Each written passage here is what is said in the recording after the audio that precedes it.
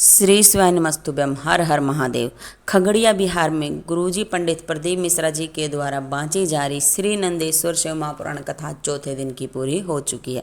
यह कथा 19 जून से 25 जून तक दोपहर 2 बजे से 5 बजे तक चलेगी। अगर किसी भी कारण से आप आज की कथा नहीं सुन पाए हैं तो संपूर्ण कथा का रास्ता तो आपको इस छोटी सी वीडियो से प्राप्त होने वाला है। बढ़ते हैं आज की कथा की पहली जानकारी की तरफ।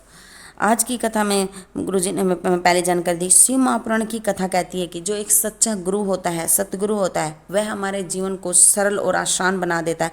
वह हमें भगवान के चरणों में पहुंचा देता है। जो एक सच्चा गुरु होता है वह कभी भी हमें अपने पास नहीं बिठाता, अपनी पूजा नहीं कराता। सच्चा गुरु हमेशा हमें भगवान के चरणों में ले जाकर छोड़ता है, भगवान की पूजा करवाता है।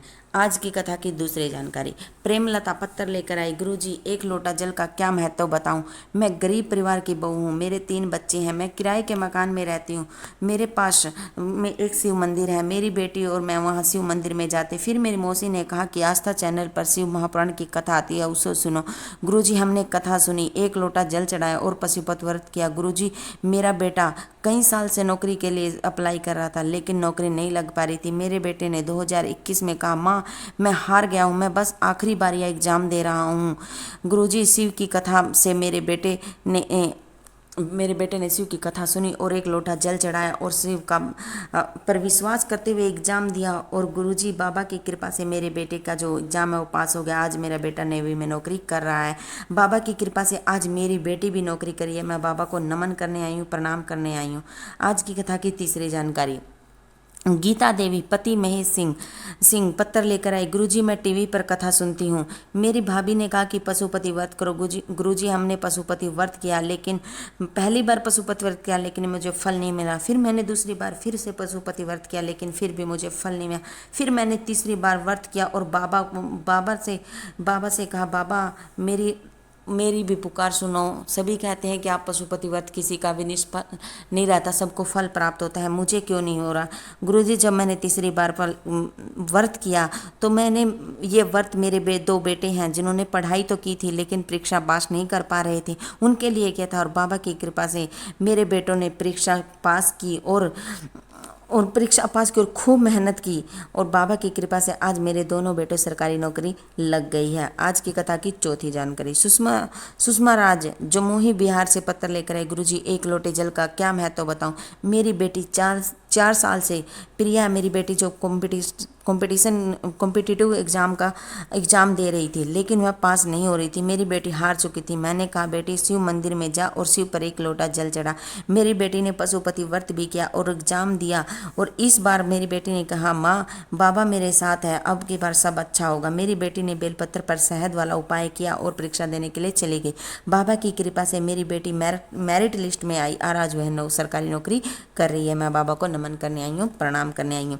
छूने में और छेड़ने में दिन रात का अंतर होता है। जब हम माता पिता के चरण छूते हैं, गुरु के चरण छूते हैं, परमात्मा के चरणों को, शिवलिंग को या शिव की चौखट को छूते हैं तो हमें आशीर्वाद मिलता है। लेकिन यदि हम किसी को छेड़ते हैं तो हमें आशीर्वाद नहीं मिलता, बल्कि जूते चप्पल वाला शब्द सुनने को मिलते हैं। आज की कथा की छठी जानकारी। ममता जी खगड़िया बिहार से पत्र लेकर आई।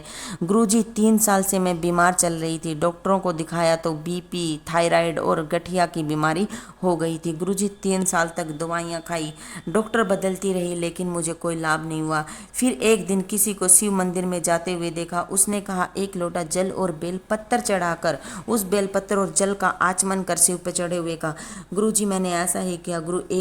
एक लोटे जल और बेल पत्थर का क्या वर्णन करूं? गुरुजी, जो मैं 3 साल से बीपी, थायराइड और गठिया की बीमारी से जूझ रही थी, बाबा की कृपा से मेरी बीमारी ठीक हो गई है। आज मैं बिल्कुल ठीक हूँ। मैं बाबा को नमन करती हूँ, प्रणाम करती हूँ।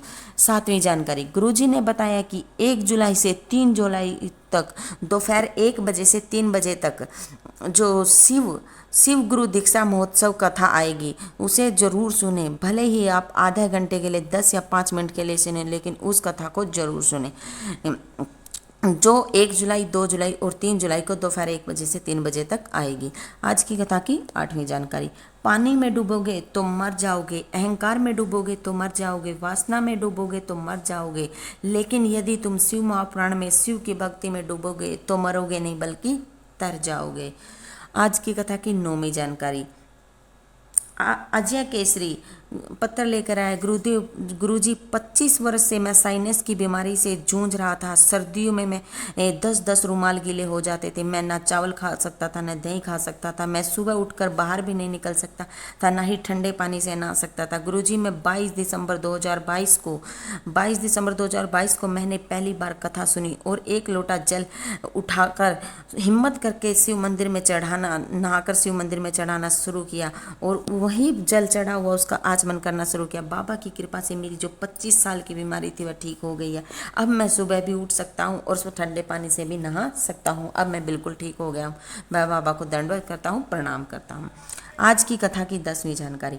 मधुमक्खी वहीं झूमती है जहाँ पर मीठा होता है और जो शिव के भक्त हैं वो वहीं झूमते हैं जहाँ पर भगवान होता है। आज की कथा की 11वीं जानकारी। आशीष कुमार पत्थर लेकर आए। गुरुजी मैं पत्थर के माध्यम से बताना चाहता हूँ कि मैं सीए फाइनल का एग्जाम कई बार दे चुका था, लेकिन रिजल्ट अच्छा नहीं आता था, मैं पास नहीं हो पाता था। फिर मुझसे किसी बुढ़े ने कहा कि बुढ़े ने कहा कि बेलपत्र पर शहद लगाकर शिवलिंग पर चिपका कर चला जा और खूब मेहनत कर, बाबा आपकी जो रिजल्ट है वो अच्छा देंगे। गुरुजी मैंने यह शहद वाला उपाय किया और सीए फाइनल का एग्ज़ाम दिया, खूब मेहनत करी और बाबा की कृपा से मेरा रिजल्ट अच्छा आया। आज मैं नौकरी लग गया हूँ। मैं बाबा को नमन करता हूँ, प्रणाम करता हूँ।